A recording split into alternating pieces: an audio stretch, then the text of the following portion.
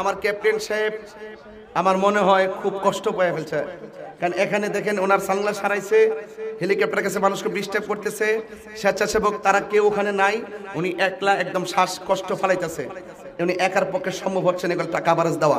দয়া করে আপনারা পাবলিকগুলো এদিকে চলে আসেন, এইভাবে করে এইরকম অবস্থা থেকে মাদারীপুর যাওয়ার পরেও শেষ পর্যন্ত পাবলিকের কারণে হেলিকপ্টার আমাকে ফালায় চলে গেছে। কি করবো, একটা হেলিকপ্টারের দাম কি কম না বেশি? একটা পাখা ভেঙে গেলে নিরাপত্তা না থাকলে তারা মালিকের কাছে জবাব দিতে আসে না।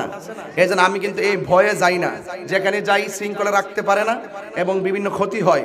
এই জন্য আল্লাহর ওয়াস্তে হেলিকপ্টার থেকে আপনারা চলে আসেন, না হলে আবার কিন্তু আমার ফালায় গেলে কিন্তু বাবা সিলেটের মাহফিল ক্যান্সেল হয়ে যাবো, সিলেটের মাহফিল কিন্তু ক্যান্সেল হয়ে যাবো। আল্লাহর ওয়াস্তে আপনারা সবাই দিকে চলে আসেন, পায়ে ধরে কইলাম মাপ চাইলাম আয়েন এবার আল্লাহর ওয়াস্তে।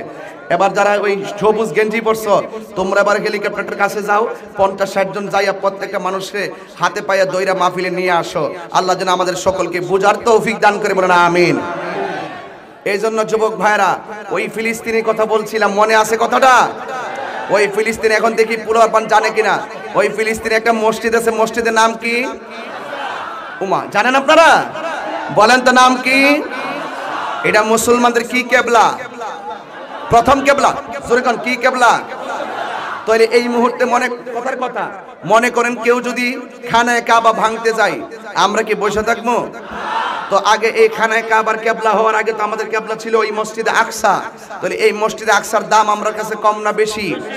আর এই মসজিদটা এমন মসজিদ, আমার নবী মেরাজে যাওয়ার সময় এই মসজিদে নামাজ পড়ে তারপরে আল্লাহর দিদারে গিয়েছেন। জোরে কন্যা সুবহানাল্লাহ। শুধুমাত্র তাই না, রসুল যখন নামাজ পড়েছেন, নবীজির পিছনে 1,24,000 পয়গাম্বর নবীর পিছনে নামাজ পড়েছেন, ইক্তাদা করেছেন। জোরে কন্যা সুবহানাল্লাহ। শুধুমাত্র তাই নয়, এই মসজিদটা কিন্তু ইট ভাটার ইট দিয়ে বানানো হয় নাই, রেল লাইনের পাথর দিয়ে বানানো হয় নাই, কথা ঠিক নেই? এই পাথরগুলো সমুদ্র তলদেশ থেকে উঠানো হয়েছে। ওই তলদেশের পাথর কোনো মানুষের পক্ষে তোলা সম্ভব ছিল না, কোনো ক্যারেন দিয়ে তোলা সম্ভব ছিল না। ওই সময় পাথরগুলো সমুদ্র তলদেশ থেকে বড় বড় জিনের মাধ্যমে, ক্ষমতাশালী জিনদের মাধ্যমে তোলা হয়েছিল। জোরে কন্যা সুবহানাল্লাহ। এবং ওই জিনদের মাধ্যমে যখন এই পাথরটা তোলা হয়েছে, প্রত্যেকটা পাথরের গায়ে সূরা ইয়াসিন লেখা ছিল। তাহলে এই মসজিদের দামটা কম না বেশি ভাই? তাইলে মুসলমান হইলে আমরা যে ফিলিস্তিনকে ভালোবাসার কথা বলতেছি, এখন অনেকে বলবেন হুজুর ফিলিস্তিনের যুদ্ধ হয় বাংলাদেশে কিল্লিকে চিল্লাচিল্লি করেন। আমরা মুসলমানরা এক হতে পারি না, কথা কোন ঠিক না বেটি? আমাদেরকে ঐক্যবদ্ধ হতে হবে। ঠেলাঠেলি জীবনে বহুত করছেন, এই ঠেলাঠেলি আর চলবে? Action action. আমাদের আওয়াজ নাই। Action action. এইভাবে হবে না, হাত তুলে বলতে হবে, হাত তুলে। আমার পোলা পান্ডি কই? পোলা পান্ডি ওই যে ছেলেগুলোকে, এই অনলাইনের পোলা পান্ডি আসেনি? আসেনি? আচ্ছা ঠিক আছে, উল্টা পাল্টা লেগিস না কিন্তু, ঠিক আছে? মাঝে মাঝে তারা গালি টেলি দেয়, দেখি আমি বললাম আমার বন্ড মাঝে মাঝে, আর আমি কিন্তু তোমাদের বন্ড শব্দ শুনি না, দ্বন্দ্ব করার সময় আমাদের নাই, কথা বলেন ঠিক না বেটি? আমি মনে করি তুমি 10টা গালি দিবে, আমি একবার সালাম দিব, সব শেষ হয়ে যাবে, কথা বলেন ঠিক কিনা? আমার কাল কয়েকদিন আগে আমার গালি দিছে, আমি বললাম যে আপনার আব্বা আম্মাকে আমার সালাম দিবেন, বলে আর কোনো গালি টালি দেয় না। মারহাবা, জোরে কোন। তাহলে ব্যবহারে বংশের পরিচয়। Action action. আপনি তো দায়িত্ব বেশি, আপনি তো কইবেন মুরব্বী মানুষ, আপনার কিছু না কইলে তো হেরার কিছু কইতারি না। এই জন্য একটু ভাবসাব ধরছিলাম আর কি। যাক, পোলাপান্ডি দাঁড়াইছে আলহামদুলিল্লাহ। এখন মোটামুটি মাঠটা কানা কেনা। মা বোনরা কি অনেক আইছে না? মা বোনরা অনেক আইছে নাকি? এখনো মানুষ আসতেছে নাকি? আমি এতক্ষণ ভূমিকায় ছিলাম, আমি কাউকে ভালোবাসবো আল্লাহর জন্য, আমি কাউকে ভালোবাসবো নবীর জন্য। তাহিরি অপ্রাসঙ্গিক কথা বলে না। সিরাজগঞ্জের মানুষ, আমি যে কথা বলছি দার্থহীন কণ্ঠে কথা বলতেছি, আমি কাউকে ভয় পেয়ে কথা বলছি না। আমি হক কথা জেনে শুনে সত্যকে গোপন করলে আল্লাহর কাছে জবাব দিতে হবে। আমি বলেছিলাম আমি কাউকে ভালোবাসবো আল্লাহর জন্য, হাত তুলে বলতে হবে। আমি কাউকে ভালোবাসবো নবীর জন্য, আমি কাউকে ভালোবাসবো আল্লাহর জন্য, কাউকে ঘৃণাও করবো আল্লাহর জন্য, কাউকে ঘৃণাও করবো নবীর জন্য। এই জন্য আমার রাসূল বলেছেন, যারা আমার জন্য কাউকে ঘৃণা করে, আমার জন্যই কাউকে ভালোবাসে, যারা আমাকে ভালোবাসে সে তাকে ভালোবাসে, যারা আমাকে সাথে বিদ্বেষ করে সে তাকে ঘৃণা করে। এই সমস্ত লোকদের জন্য আল্লাহ পাক আরশে আজিমের ছায়ার ব্যবস্থা রেখে দিয়েছেন। কথা বলেন ঠিক কিনা বলেন? এখন বলবেন তাহিরি হুজুর, হবে দিকে দিকে, এখন বলবেন তাহিরি হুজুর, এখন বলবেন তাহিরি হুজুর। আস্তে, ফিলিস্তিনে যুদ্ধ হয়, আমরা বাংলাদেশে চিল্লাইলে লাভ হইব কি? আমরা তো অস্ত্র নাই, আমরা তো যাইতে পারবো না, কোনো লাভ তো হবে না। এই কথা বলে কেন সময় নষ্ট করতেছেন? আপনারা ভুল পথে আছেন, আপনারা রং রোডে আছেন, আপনারা আমার রোডে আসেন। আমি মনে করি এই বাংলার জমিন থেকে মানুষ যদি অস্ত্র নিয়ে ফিলিস্তিন নাও যেতে পারে, এই বাংলার মানুষ যদি ইসরায়েলের বিরুদ্ধে মাঠে নামতে নাও পারে, আমি বিশ্বাস করি সিরাজগঞ্জের এই প্রখর রুদ্রের হাজারো হাজারো লাখ মানুষ যদি এই সিরাজগঞ্জের জমিন থেকে মুসলমানদের পক্ষে আল্লাহর কাছে খোলা আকাশের নিচে দুই হাত তুলে যদি আল্লাহকে ডাক দিয়ে বলে আল্লাহ,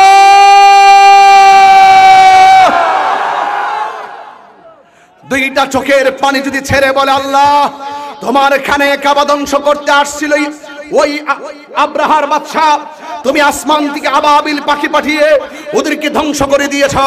আজকে যারা হায়েনার দল, আজকে যারা হায়েনার দল তোমার ঘর মসজিদ আকসাকে ভাঙতে আসছে, আল্লাহ তুমি আসমানি প্রোটেকশন দিয়ে এদেরকে ধ্বংস করে দাও। আপনারা জবান খুলে বলেন, আশেকের চোখের পানি ইসরায়েলের জন্য ক্ষেপণাস্ত্র হতে পারে কি পারে না? আরো জোরে বলেন, পারে কি পারে না? যারা আল্লাহর ডরে কাঁদে, যারা আল্লাহর ভয়ে চোখের পানি ফেলায়, যারা আল্লাহর ভয়ে চোখের পানি ফেলে বুক ভাসায়, এদের জন্য আল্লাহ পাক আরশে আজিমের ছায়ার ব্যবস্থা রেখে দিয়েছে। জোরে কোন সুবহানাল্লাহ। তাইলে জবান খুলে বলুন, আওয়াজ করে বলুন, আমরা নবীর জন্য ভালোবাসবো, আল্লাহর জন্য ভালোবাসবো। তাই তো আমার নবী, আপনার নবীর সামনে এক সাহাবী চোখের পানি ফেলে কান্না শুরু করলেন। চিৎকার মেরে বলুন না আল্লাহু আকবার।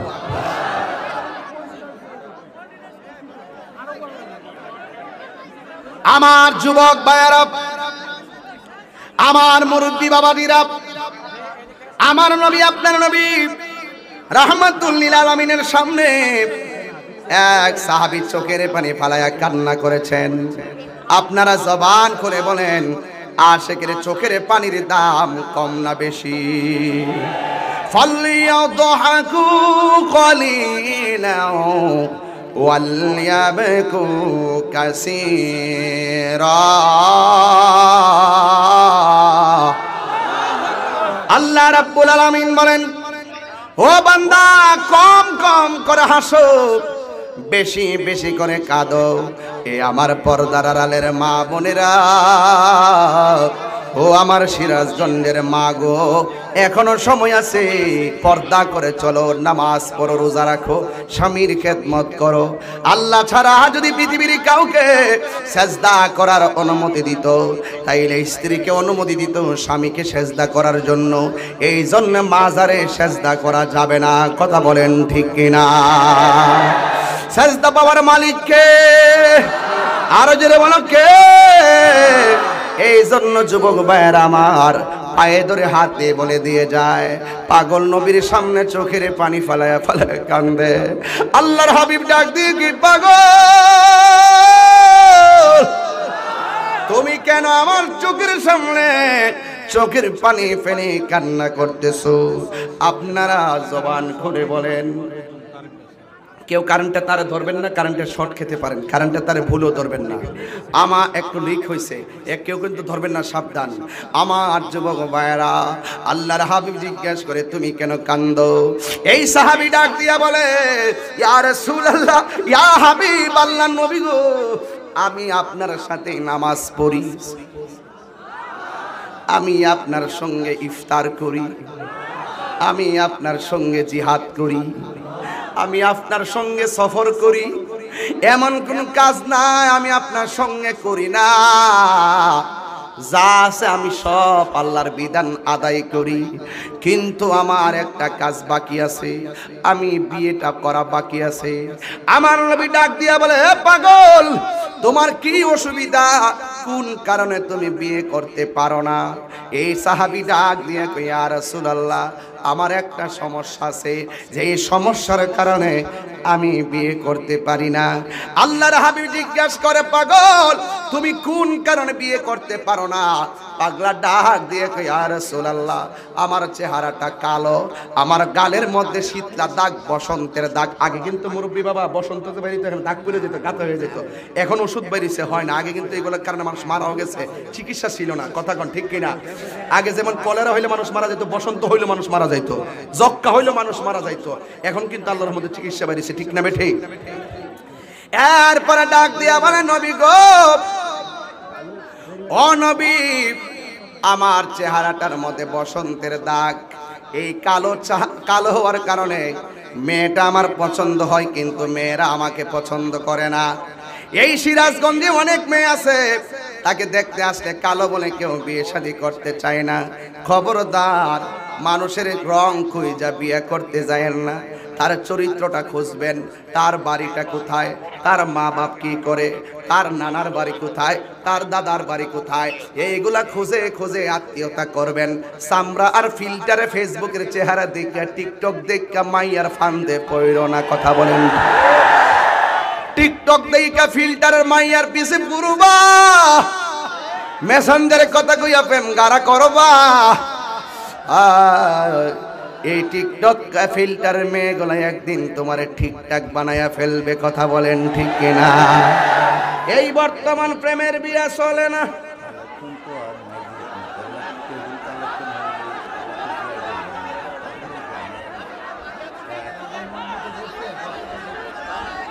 আচ্ছা, আবার যান। আচ্ছা ঠিক আছে, রাখেন আসতে। আবার আমি একটা কথা বলি, এটা কিন্তু অসুবিধা নাই, উনি যেটা বলছে গুরুত্বপূর্ণ কথা বলছে। আমাদের কালেকশনটা যেরকম হওয়ার কথা ছিল এরকম ভাবে হয় নাই। অনেকে আপনারা তেমন বেশি দেন নাই, কিছু বাকি গেছে, আপনার কাছে আবার আসবে। হ্যাঁ, আবার আসলে আপনারা আবার দিয়ে দিবেন। ভাই, একটা মাহফিল তো অনেক খরচ লাগে, আপনারা জানেন তো। ওনাদের কত ঠিক আছে, আপনার মনে কষ্ট নেই, এটা মসজিদের ব্যাপার, সবাই দিয়ে দিবেন ইনশাল্লাহ। যান আবার পাঠান, যান। কই জানি গেছে, আমরা বললে গেছি বলাবান ফেসবুকে টিকটক, ঠিক আছে ইনশাআল্লাহ। এই যে পাগলা ভাইছি, মাশাআল্লাহ, গুড। ফেসবুকে টিকটক, এই ফেসবুকে দেখে কি প্রেম করা চলবো?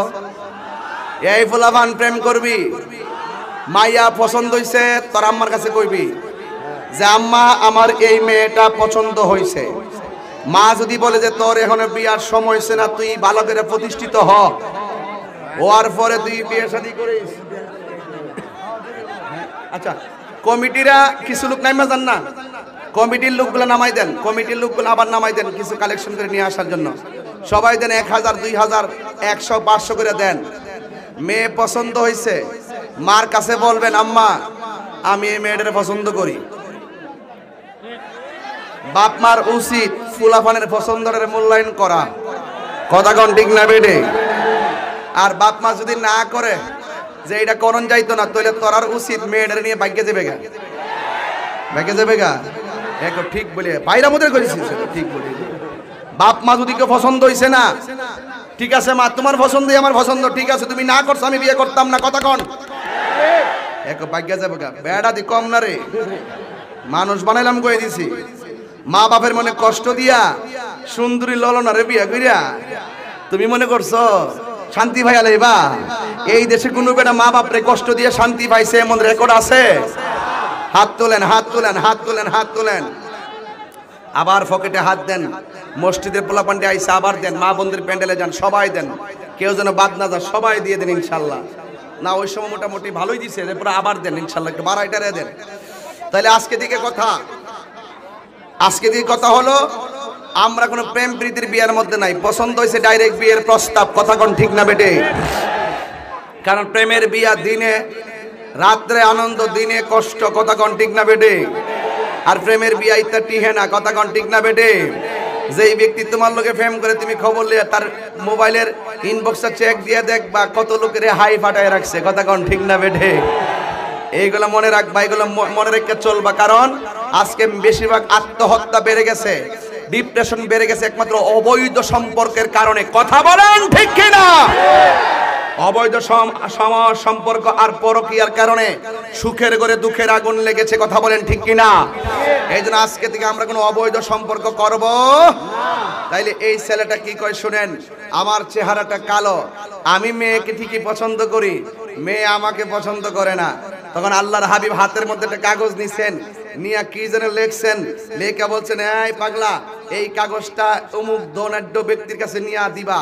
দেওয়ার পরে সে কাগজটা কইলা কি পড়ে এটা আমার কাছে আইসা জানাইবা। এরপরে ওই কালো সাহাবী যার নাম হলো সালাবা, নাম না বুঝবেন না, সালাবা, এরপরে তিনি এই কাগজটা নিয়ে ধনাঢ্য ব্যক্তির কাছে গেছে। যাওয়ার পরে ওই ধনাঢ্য ব্যক্তি একজন দিছে 500 টাকা, মাশাআল্লাহ, দোয়া করবেন ইনশাআল্লাহ। এরপরে ওই লোকের কাছে নিয়ে গেছে, ধনাঢ্য ব্যক্তি কাগজটা হাতে নিয়েছেন। আমার কথা কি বুঝতে অসুবিধা হইতেছে? বাজান দিনের বেলা এর চাইতে বেশি চিল্লাইতে পারতাম না, আমি কিন্তু এত চিল্লাইয়া 1 বছরের ভিতরে ওয়াজ করি নাই, এত ঘাম আমি জীবনে ঘামি নাই। এই জন্য আমি কিন্তু আমার এক ভাইরে কষ্ট দিতেছি, আমার বাইরে কষ্ট দিতেছি, এটা চলে না ভাইরা আমার, ভাইরা আমার, দেখেন একটা হিসাব মিলাই দেখেন। এরপরে কাগজটা কি বুঝতে অসুবিধা হচ্ছে নাকি আপনাদের? এরপরে কাগজটা নিয়ে গেছে ওই ধনাঢ্য ব্যক্তির কাছে, সে আরবের অনেক ধনী মানুষ। নেওয়ার পরে সে কাগজটা খুলছে, আচ্ছা চিঠিটা লিখে পাঠাইছে কেডা? নবীজি। কে পাঠাইছে? এরপরে সে পড়তেছে, চিঠির শুরুতে লেখা আছে আসসালামু আলাইকুম ওয়া রাহমাতুল্লাহ, হ্যাঁ, পত্র বাহকের কাছে আপনার একমাত্র মেয়েকে বিয়ে দেওয়ার প্রস্তাব করছি, ইতি মুহাম্মদ রাসূলুল্লাহ সাল্লাল্লাহু আলাইহি ওয়াসাল্লাম। জোরে কন্যা সুবহানাল্লাহ কইতেন না? তো চিঠিটা কি সাধারণ কেউ পাঠাইছে? ওরে বাপরে, চিঠি যেই মাত্র সে পড়ছে, পড়ে একবার চিঠির দিকে তাকায়, আর একবার সুন্দর জামার দিকে তাকায়, চেহারা কালা, মুখের মধ্যে দাগ, আর বেচারা হইল সবচেয়ে বড় ধনী, এবং তার মেয়েটা হলো অপূর্ব সুন্দরী, যার কাছে বিলিয়ন মিলিয়নের মালিকের ছেলেরা আসছে, বিয়ে দেয় নাই। এরপরে মেয়ের বাবা একবার ছেলের দিকে তাকায়, আরেকবার চিঠির দিকে তাকায়। এখন রসুল বলছে, সে কি উত্তর দেয় এটা রসুলের কাছে বলার জন্যে। ইন দি মিন টাইমে তখন সে বলতেছে, না বাবা, তুমি রসুলকে যাইয়া বলবা আমি রাসূলের প্রস্তাবে রাজি হতে পারলাম না। তখন সে চোখের পানি ফেলে কান্না শুরু করলো। যেই মাত্র কান্না শুরু করলো, কানতে কানতে নবীর দিকে যাচ্ছে। এরপরে এমনি ঘরের ভিতর থেকে মেয়েটা আওয়াজ পাইয়া বেরে বাবার কাছে আসছে। আয়েশা বলছে, বাবা আপনি কোটিপতি, আপনার কাছে কেউ আসলে জীবনে না হেসে যায় না। এই লোকটা এসেছিল আনন্দের সাথে, যাওয়ার সময় কান্না করে কেন যাচ্ছে, কারণটা কি? ও বাবা, সে কান্না করে গেল কেন? তখন বাবা ডাক দিয়ে কই, শোনো না, হাসির কথা, তুমি এত সুন্দরী, আমার একমাত্র মেয়ে, আল্লাহ রহমত আমি এত টাকার মালিক। আচ্ছা বলো তো, রাসূল একটা চিঠি পাঠাইছে, এই চিঠির ভিতরে লিখে দিছে তোমাকে বিয়ে দেওয়ার জন্য ওই ছেলের সাথে, বসন্তের দাগ, কালো চেহারা, তার সাথে কি তোমাকে যায়? বলো, কত সুন্দর ছেলে আসছে, দেই নাই, তুমিই বলো, তার সাথে কি তোমার বিয়ে যায়? তখন মেয়েটা ডাক দিয়ে কয়, জি বাবা যায়। আমার মনে হয় আরো বড় করে বলেন আল্লাহু আকবার, আরো বড় করে বলেন আল্লাহু আকবার। মেয়ের বাবা ডাক দিয়ে, না যায় না, তুমি হলে অনেক সুন্দরী, আরবের কত ধনাঢ্য ব্যক্তির কাছে বিয়ে দেই নাই, এখন যদি এই বিশ্রী ছেলের কাছে বিয়ে দেই তাহলে আমার মান সম্মান কি থাকে? ক বাবা থাকে। এখন আগুনটা কি ঘরের বাইরে না ঘরের ভিতরে? আরো জোরে কোন না, ঘরের ভিতরে কি না বলেন? ওরে অন্তরে লাইট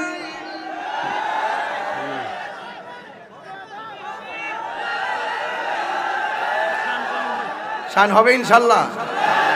আমারই শান সুর ছন্দ, যদিও লাগে কারো মন্দ, নবীজির শান সুর ছন্দ, যদিও লাগে কারো মন্দ, যদিও লেগে যায় দ্বন্দ্ব, যদিও লেগে যায় দ্বন্দ্ব, আমারই শান আমারই সুর, সবই যে নবীজির জন্য, ঠিক না? কে কি বলবে আমারে? শানি ইমান, কথা বলেন ঠিক না বেটি? যেইগুলো আমার বিরুদ্ধে বলে, আসলে এরা তো পারে না, এর লাগে বিরোধিতা করে আর কি। গোলাপ ফুলে যাহা আছে, গন্ধরাজে তাহা নাই, গন্ধরাজে যাহাই আছে বেলি ফুলে তাহা নাই। একটু আদর কইরা দে, বুড়া মানুষ বেহেশতে যাবে না, বুড়া মানুষ বেহেশতে যাবে না। এই বেচারা মন খারাপ করাটা কি লেগে জানেননি? এই বেটা তো দলিল জানে, কারণ হাদিসে লেখা আছে 120 বছর 200 বছরের বুড়া টুরা যা আছে সব ফিরে জোয়ান বানায়া 33 বছরের জোয়ান বানায়া ক্লিন শিপ করাইয়া 70 জনটা হাতে ধরাই দিব। চলক দে কথাগণ ঠিক কিনা বলেন? কিন্তু দুইটা গুণ অর্জন করতে হবে, একটা হলো ঈমান আর একটা হলো নেক আমল। কথা বলেন ঠিক না বেঠিক? ওয়াবাশশিরিল্লাযিনা আমানু ওয়া আমিলুস সলিহাতি আন্না লাহুম জান্নাতিন তাজরি মিন তাহতিহাল আনহার। জান্নাতে জোয়ান হয়ে যাইবেন, কিন্তু যোগ্যতা অর্জন করতে হবে দুইটা গুণ, একটা হলো ঈমান আর একটা নেক আমল। নামাজ ছাড়া কি হিসাবগিরি আছে? সাবধান সাবধান, খবরদার। আমি আসার স্টেজে উঠার সময় একটা ছেলে গজল বলছিল, কি না কইছিল রে? খাজা বাবা সানজে গেছেন কেন? এটা খাজা বাবারে নিয়ে খাজার নামে মাজার করে। এর মানে কি না কি তা না কইছিল? গাঞ্জাটা না কি জানি দিছিল না, এরকম না? আপনারা ওই সমস্ত শব্দ চয়নগুলো সাবধান থাকবেন। যে অন্যায় করে একমাত্র তাকে বলবেন, ওই অন্যায়কারীর সাথে একজন আল্লাহর ওলির নাম যুক্ত করা যাবে না। কথা বলেন ঠিক না? এবং এই যে লম্বা চুল নিয়ে কি কইছে না কি জানি কইছিল, লম্বা চুল নিয়ে যারা মাজারের মধ্যে অসামাজিক কাজ করে তাকে বলবেন, কারণ এমন সুন্নতি চুল আর অনেকেরই আছে। আপনি ঢালাও ভাবে বলবেন, এটা হতে পারে না, সাবধানতা অবলম্বন করবেন। তুমি মনে করছো যে তাহিরির সামনে গজলটা গাইয়া তুমি জিততে গেছো, একটা বাহাবা পাইবা। তুমি জানো না যে তাহিরি কি জিনিস। তুমি জানো না যে তুমি চাইলেই তুমি তাহিরির সামনে যা মন চায় তা বলতে পারো না। তুমি অন্যায়কে অন্যায় বলবা, হককে হক বলবা, বাতিলকে বাতিল বলবা। এমন ভাবে বলবা না যে লম্বা চুল মানেই হলো যে খারাপ, তা না। রাসূল করিম সাল্লাল্লাহু আলাইহি ওয়াসাল্লাম তিন রকমের চুল রাখতেন। একটা খাটো করে রাখতেন, আরেকটা কানের লতি পর্যন্ত, আরেকটা কাঁধ পর্যন্ত ছেড়ে দিতেন। এখন লম্বা চুল রেখে কেউ মাজার অসামাজিক কাজ করে, আবার কেউ লম্বা চুল রেখে নবীর সুন্নাত আদায় করে। কথা বলেন ঠিক না বেঠিক? এই দেশে ইসলাম এসেছে আল্লাহর ওলিদের মাধ্যমে। তো সুতরাং ওলি আল্লাহর মাজার জিয়ারত ছিল, আছে, চলবে, কিন্তু মাজারে কোনো ধরনের অসামাজিক কাজ চলবে না। সেটার বিরুদ্ধে আমি আপনি সবাইকে রুখে দাঁড়াবো, কিন্তু ঢালাও ভাবে মন্দ বলা যাবে। মানুষকে উৎসাহ করতে হবে। কথা বলেন ঠিক না বেঠিক? তো খারাপই যদি তোমার টার্গেট থাকে যে কাউকে তুমি দেখেছো তাকে হিসাব করে বলেছো, ওকে দ্যাটস অল রাইট, কিন্তু সাবধানতা অবলম্বন করবা। কথা বলেন ঠিক কিনা?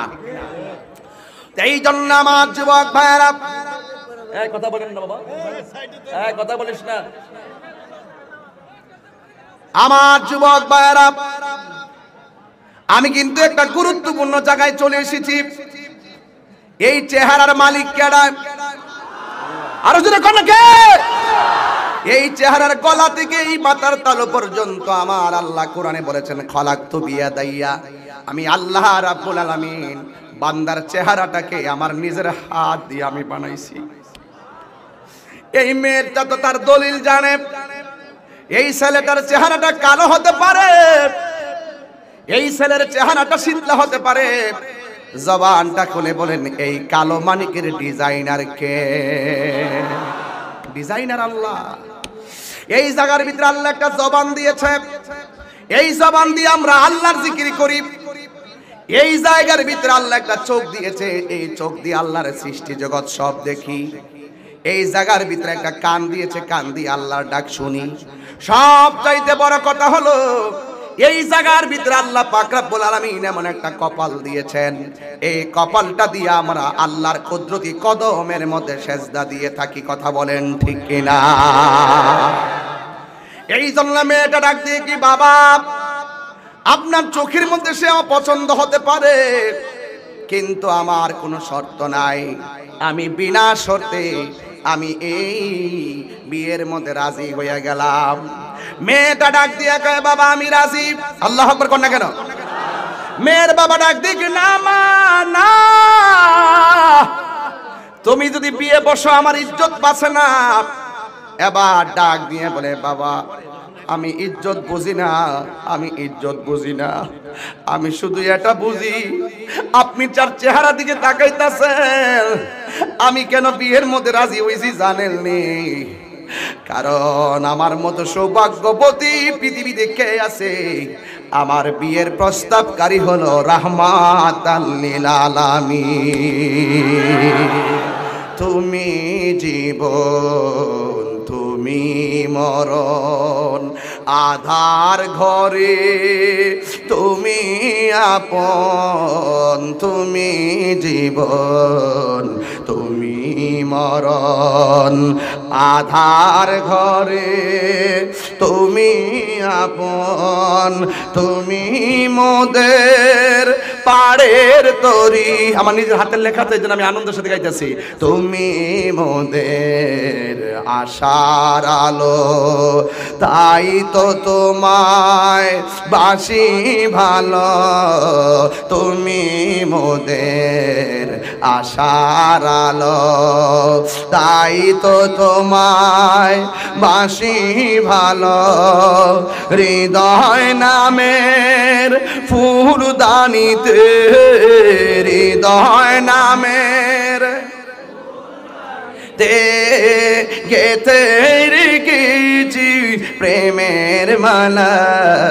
ইয়া রাসূলুল্লাহ ইয়া হাবিবাল্লাহ, ইয়া রাসূলুল্লাহ ইয়া হাবিবাল্লাহ, ইয়া রাসূলুল্লাহ। একটা জবানও বন্ধ রাখবেন না, মহব্বতে মায়ার সুরে বলো সুবহানাল্লাহ।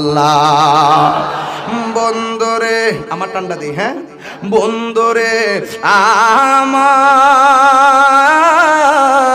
ও সিরাজগঞ্জের বাবারা, এবার আমার নবীর এই পত্র পাইয়া মেয়েটা ডাক দিয়ে বলে, বাবা আমি রাজি আছি।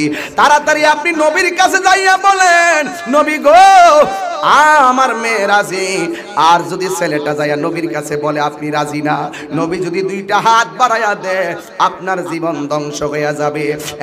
বাবা আমার চাইতে সৌভাগ্যবতী আর কে আছে?